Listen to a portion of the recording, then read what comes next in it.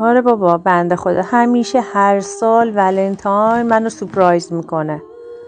هدیه والا وارد اتاق شدم دیدم که اتاقو چه تزیینی کرده تو اون تایم کم. فکر کن قبل کار این میدونه من عاشق رولت و گلم، رفته چه ساعتی گل فروشی کیک فروشی اینا رو خریده. ببین زار میزدم و یه رولت بزرگ سبز گلکاری شده، گلای صورتی سفید، اصلا یه وضعی، یعنی انقدر بزرگ بود کل طایفمونم میخوردیم سیر نمیشدیم. آره بابا رولت.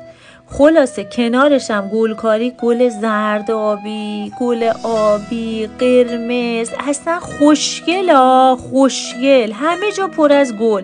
یه گلم از دیشبش کوچولو لامصب بدونه که به من بگه، حالت سورپرایزی دیگه.